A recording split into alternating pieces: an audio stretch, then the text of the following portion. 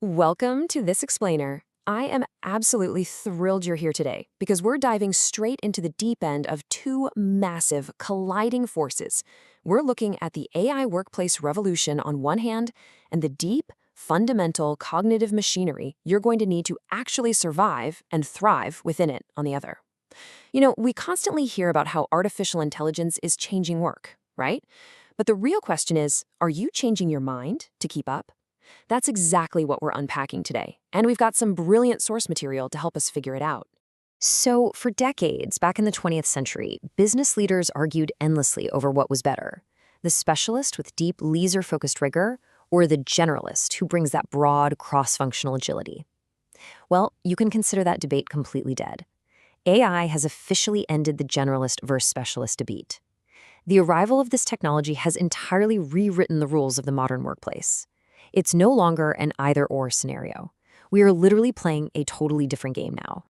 Here is our roadmap for getting through this. We'll start with the end of the middle tier, move into the new workforce triad, explore the critical thinking gap, demystify the mind, compare Socrates to the sophists, and finally look at architecting collaborative intelligence. Let's jump in.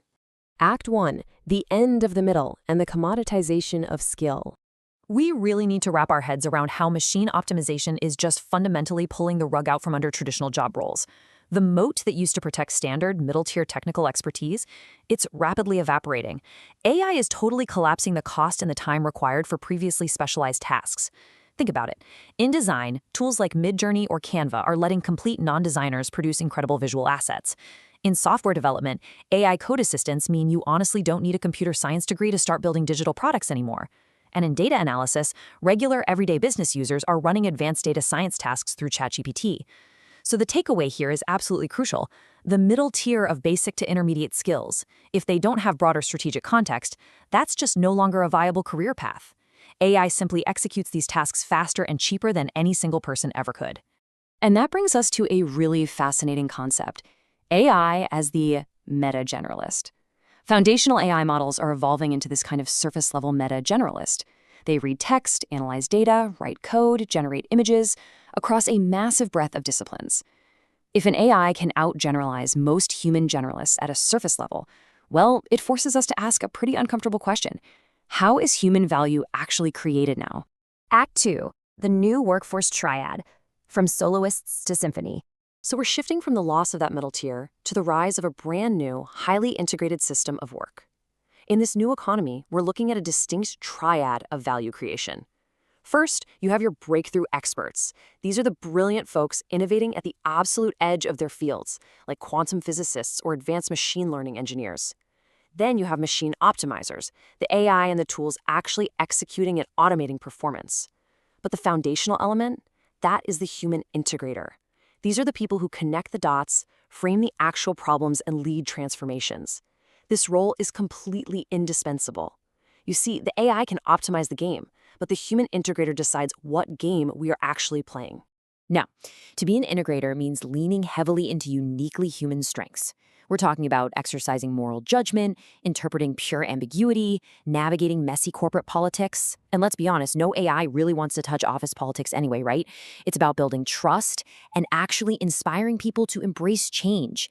These are profound meaning-making traits. They are completely impossible to replicate in silicon right now. And that makes the integrator the true leader of diverse modern teams. But here's the catch. To do this effectively, the integrator requires incredibly deep, dynamic systems thinking. Act 3, the critical thinking gap, the illusion of preparation. Okay, so if the modern workplace absolutely demands this deep systems thinking and critical thought, are our schools actually preparing us for it? Well, empirical research from a Cambridge PhD dissertation exposes a massive, staggering disconnect in how universities actually teach the critical thinking required for this kind of integration. And the data they uncovered is honestly shocking. Let's walk through it. 99%. Almost every single college faculty member surveyed agrees that developing a student's ability to think critically is an essential primary goal of education. Everyone is entirely on board with how fundamentally important it is. But then we hit this incredibly steep drop-off. Only 19% of those exact same faculty members can actually articulate a clear, definable conception of what critical thinking actually is. Nearly everyone says it's essential, but fewer than 1 in 5 can even clearly define it. And here is the final crushing blow of the data. Only 9%, less than 1 in 10, are able to describe how they actually teach critical thinking on a daily basis in their classrooms. This is what we call the illusion of preparation. We desperately need human integrators capable of critical thought to survive this AI revolution, but our systems are fundamentally failing to explicitly teach these crucial skills. Act 4. Demystifying the mind. The baseball analogy. Sometimes all this academic theory can feel a bit lofty and disconnected, so let's ground it with a highly relatable physical analogy. Former baseball pitcher and broadcaster Mike Krukow describes making adjustments on the mound as a 3-part move of the mind. First, it's analytical. The pitcher focuses on a specific element, like the position of their torso. Second, it's evaluative. They judge that their body is too far out in front of their arm. And third, it's creative and improving. They decide to shorten their stride to fix the pitch. That right there, that is critical thinking happening in real-time physical space. That real-time adjustment is the absolute essence of critical thinking. It is self-directed, self-disciplined, self-monitored, and self-corrective thought, aiming at well-founded judgment. Just like the baseball pitcher analyzing their own mechanics to throw a better pitch, a human integrator in the workplace explicitly assesses their own thinking to improve it while operating in complex, ambiguous business environments. They analyze, they evaluate, and they adjust. Act 5. Socrates versus the Sophists. 2 paths of thought.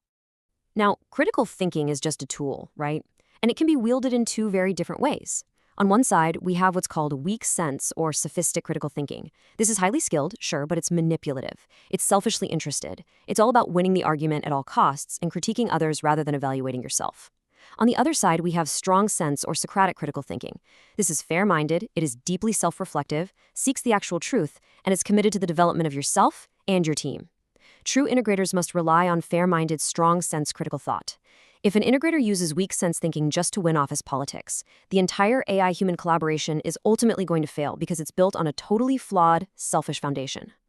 The true Socratic integrator naturally reasons within multiple points of view. They actively work to develop intellectual humility, meaning they know exactly what they don't know. They change their thinking when the evidence requires it, completely ignoring their own vested interests or ego. These specific traits are exactly what is needed to navigate the extreme volatility of an AI-driven economy. AI is going to constantly present us with new data and new realities. A Socratic integrator adapts to that fairly and intelligently. Act 6. Architecting collaborative intelligence. Redesigning the future. Okay, so we've seen the macro workplace shift, and we've drilled down into the micro-cognitive skills required. But how do organizations actually foster this Socratic integrative mindset? Well, here is a really actionable framework drawn from Malvika Jethmalani's research to build this into your enterprise. Number 1, redesign job architectures for hybrid human-machine teams. We have to stop thinking in static tasks. 2, consciously develop strategic generalists. Put leaders in rotational programs so they learn to synthesize and, importantly, unlearn. Honestly, unlearning old habits is just as critical as acquiring new ones. 3, build talent models that actually reflect the integrator, expert, optimizer triad we talked about earlier. And 4, rethink succession planning. Don't just promote the best operator anymore. Promote based on cognitive diversity and meta-learning. Find the people who have truly learned how to learn. I want to leave you with one final provocative thought. Are you building a silo of expertise or a symphony of integration? Look, the 20th century was all about building deep, isolated silos. But the age of AI, it demands orchestration. It requires you to be a Socratic integrator, actively self-correcting your thinking, bringing together brilliant human experts and powerful machine optimizers to create real meaning. So take a hard look at your own cognitive agility. Are you ready to lead the symphony? Thank you so much for joining me on this explainer, and I will catch you on the next one.